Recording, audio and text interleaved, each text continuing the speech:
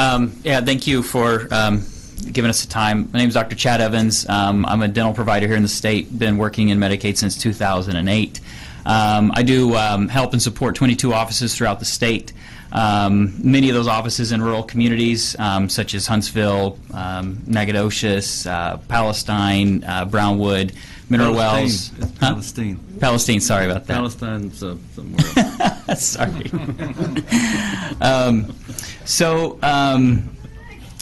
As we consider the cuts that have been proposed by the commission, there's just the methodology that was used, where you just kind of look at some other states, you look at the numbers, and then you just kind of draw an average, and then voila, there's your number. I just think there should probably be a little bit more robust process. I did provide you a handout that just kind of illustrates some of the thought process that you might find a health provider actually go through when they consider the ramifications of a cut. Some of the questions that I would ask is what will the impact of these fee cuts be on the disease process in children, that disease process known as decay? For example, one of the major recommended cuts is to the First Dental Home program, a 37% cut. That's where we actually get the little ones in, the 6 to 36-month-old children. These are little babies. Previously, we saw rampant severe early childhood caries in these kids. Picture number 2 is a picture of what severe early childhood caries looks like. It's horrible. So you get literally you get 1 and 2-year-olds coming into your office that have to have therapeutic treatment on every single tooth in their mouth. Y'all may be thinking, how is that even possible? We see it on a regular basis, unfortunately. First Dental Home has done a fantastic job in helping to reverse that trend.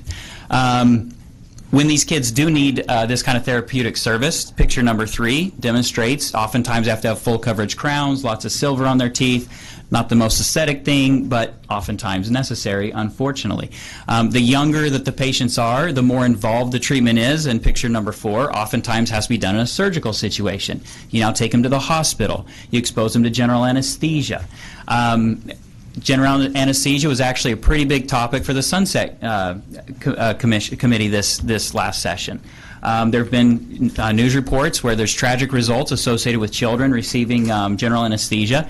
And as I'm thinking through this process, I mean, number 1, there's a financial cost. When you don't prevent this disease, now you have to treat it. Treatment is far more expensive than actual prevention.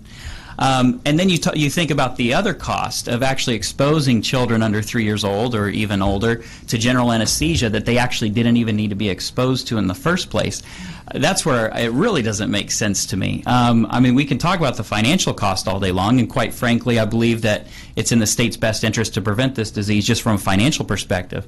But to then expose children to that level of risk when it didn't need to happen in the first place, to me, almost becomes inexcusable. So these are kind of the thought processes that we'll go through as health providers as we consider these cuts and we think about the actual disease process, because the disease process doesn't know if we make cuts or not. It's going to keep on going no matter what. And so the opportunity that we have to actually prevent it and address these budget issues from the perspective of prevention and where do we actually want to invest the money. To me, that's really the way we need to be looking at it, and that's certainly what I would recommend. Anyway, let me interject.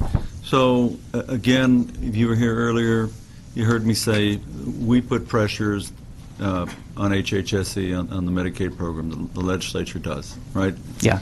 And so they got to try to figure it out. Mm-hmm. And I mean, based on your experience, to what extent do you think you can, if they worked with you all some more, could you sit down with them and help figure out how we can get savings, but not lose sight of 2 things. One, of course, caring, like these examples of kids, small children, and then 2, by so doing, saving significant money down the line.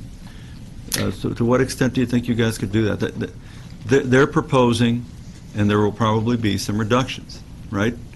So you said you could help them get there, but in a better way, I suppose, when it comes to the actual patients, and also, I suppose, the providers, right? So is that something you guys can do? Can you help them get there where they need to get in terms of savings, more savings? I believe we could. I would say just looking at the list that was come up with, like it's already been mentioned, the codes that are actually being suggested for reduction, and quite frankly, this first dental home one is the one that has the largest reduction attached to it. And quite frankly, this is probably one to be the most impactful and have the biggest long-term benefit attached to it by promoting it or keeping it in place or limiting the reduction. So as I look at the list, it really looks like a list that was done on an accountant basis or just a straight-up financial basis, not necessarily on a health promotion or health consideration basis.